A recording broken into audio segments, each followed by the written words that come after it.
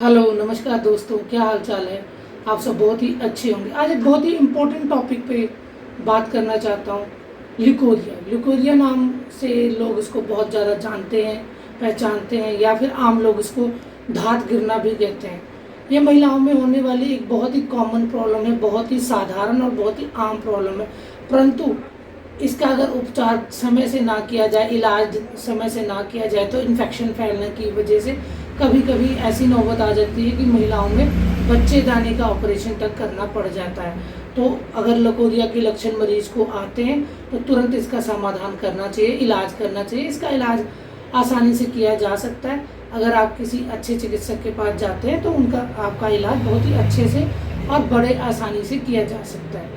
तो लकोरिया के बारे में बताएं, लकोरिया होता क्या है। बेसिक सवाल आपके मन में ये आता है कि लकोरिया क्या होता है। तो लकोरिया महिलाओं में सफ़ेद रंग का पानी गिरता है जिसकी मात्रा धीरे धीरे बढ़ती जाती है। कभी कभी उसमें सफ़ेद पानी के साथ साथ खारिश भी होती है। महिलाओं के जनांग में इससे कई बार सूजन भी हो जाता है। इसे ही लकोरिया का नाम दिया जाता है। जब धात ज़्यादा आता है या पानी की मात्रा बढ़ जाती है तो मरीज को कमर में दर्द होना, पेशाब के रास्ते में दर्द होना, पेशाब बार बार आना, जलन होना, कमजोरी महसूस करना, चिड़चिड़ापन रहना, पेड़ों के अंदर दर्द होना, पेट में दर्द होना, ऐसी समस्याएं लकोरिया के कारण आ जाता है। लकोरिया के कारण काफ़ी महिलाएं कमज़ोर हो जाती हैं और ये छुपाती रहती है और धीरे धीरे बीमारी बढ़ती रहती है। तो लकोरिया के ये लक्षण किसी को भी होते हैं तो उसे तुरंत अपना इलाज प्रारंभ करना चाहिए। किसी भी जनरल फिजिशियन के पास जाएँ, गायनिकोलॉजिस्ट के पास जाएँ तो आपका उचित इलाज ज़रूर करेंगे। लकोरिया में बहुत सारे इलाज हैं। लकोरिया के बहुत सारे इलाज हैं। मेडिकल मैनेजमेंट है, गायनिकोलॉजिकली मैनेज किया जाता है।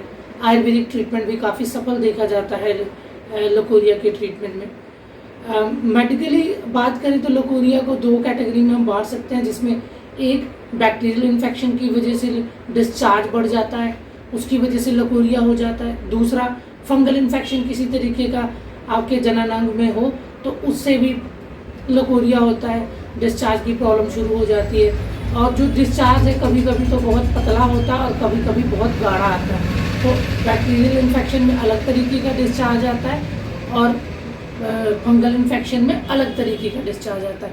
किसी में गाढ़ा डिस्चार्ज होता है, दुर्गंध नहीं होता, और किसी में बहुत दही की तरह डिस्चार्ज होता है और दुर्गंध होता है। तो पानी और धात कभी गाढ़ा और कभी पतला भी आ सकता है, तो उस हिसाब से इसका उपचार किया जाता है। जब मरीज को ये सिम्टम्स आते हैं, ये लक्षण आते हैं, मरीज डॉक्टर के पास जाता है। डॉक्टर उसका पीबी एग्जामिनेशन मतलब पर वजाइनल एग्जामिनेशन हाथ डाल के, गायनिकोलॉजिस्ट ग्लव्स पहन के हाथ डाल के अंदर चेक करते हैं और उसके हिसाब से फिर दवाइयाँ दी जाती है। अगर फंगल इन्फेक्शन है तो फंगल इन्फेक्शन के अकॉर्डिंग एंटी फंगल ड्रग्स दी जाती है, जिसमें फ्लूकोनाजोल, कोट्रामाजोल दिया जाता है। साथ में कुछ कैंडिड B6 के नाम से टैबलेट आती है, वो दी जा सकती है। और कई अनेक टैबलेट्स आती हैं जो पेशेंट की कंडीशन के हिसाब से डॉक्टर डिसाइड करते हैं। वजाइनल टैबलेट्स भी आते हैं जो वजाइना में डालने के लिए दिए जाते हैं। इसमें सफाई का रखना बहुत ज़्यादा ज़रूरी है। अगर आप सफाई रखते हैं तो इन्फेक्शन दूर हो सकती है आपकी।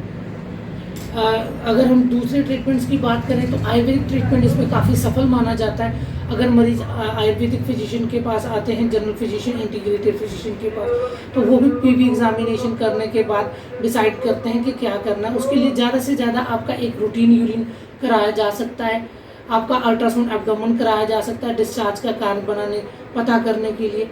इन सब टेस्ट को करने के बाद आपको आयुर्वेदिक मेडिसिन प्रिस्क्राइब की जाती है। वो मेडिसिन अगर आप लेते हैं तो आप जल्दी से जल्दी ही लकोरिया से मुक्ति पा सकते हैं। तो आयुर्वेदिक मेडिसिन उनके नाम इस प्रकार से हैं। पहला हिमालय की ईव केयर सिरप है। इसका सेवन आप कर सकते हैं। 2-2 चम्मच 3 टाइम 1 गिलास पानी में मिला के पिएँ तो इससे आपके लकोरिया में आराम मिलने की संभावना है। दूसरा फैम एक्टिव सिरप आता है। ये भी एक आयुर्वेदिक सिरप है। इसमें बहुत सारे मल्टी हर्बल्स हैं, तो इससे भी काफ़ी आराम लकोरिया के पेशेंट को देखा जाता है। और माड़, जिसे माड़ चावल का पानी कहते हैं, अगर लकोरिया किसी पेशेंट को है और चावल के पानी का इस्तेमाल वो करता है तो उसे लकोरिया के सिम्टम्स में काफ़ी आराम दिया जाता है। इसके अलावा शतावरी, अश्वगंधा का आवश्यकता के अनुसार अगर कमजोरी होती है तो इस्तेमाल किया जा सकता है। अगर आपको कोई प्रॉब्लम है तो शुरू में आप आयुर्वेदिक उपचार ले सकते हैं। अगर इससे आराम नहीं आता तो किसी आयुर्वेदिक कंसल्टेंट को दिखाएं, आयुर्वेदिक फिजिशियन को दिखाएं, जनरल फिजिशियन को या गायनकोलॉजिस्ट को। ये ट्रीटमेंट क्या लेना है ये आपके ऊपर डिपेंड करता है, पर सभी पैथी में इसका ट्रीटमेंट है। तो लकोरिया को ध्यान से देखें, ध्यान से समझें, क्योंकि लकोरिया का इलाज अगर समय से कराते हैं तो आपको ऑपरेशन कराने की तो बिल्कुल भी ज़रूरत नहीं पड़ेगी, आपकी इन्फेक्शन ठीक हो जाएगी। उसके लिए एंटीबायोटिक्स दी जा सकती हैं, आयुर्वेदिक मेडिसिन दी जा सकती हैं, सपोर्टिव मेडिसिन दी जा सकती हैं। और दूसरा एक और उपचार घरेलू उपचार है कि फिटकरी के पानी से आप वॉश करें, वजाइनल वॉश करें, तो आपको काफ़ी आराम मिलेगा। सफाई रखें और ताज़ा खाना खाएं, बासी खाना ना खाएं, मिर्च मसाले का सेवन ज़्यादा ना करें, दशमूला रिस्ट का सेवन किया जा सकता है। तो इन सभी उपायों से आप लकोरिया से बच सकते हैं। अगर आपको ज़्यादा प्रॉब्लम है तो हो सकता है आपको एंटीबायोटिक्स की रिक्वायरमेंट पड़े, आपको कुछ एंटी फंगल्स की रिक्वायरमेंट पड़े, तो उसके लिए अपने डॉक्टर से संपर्क करें। आप चाहें तो हमारे नंबरों पे भी हमें कॉल कर सकते हैं, हमें व्हाट्सएप कर सकते हैं, हम आपकी सहायता ज़रूर करेंगे। Thank you so much.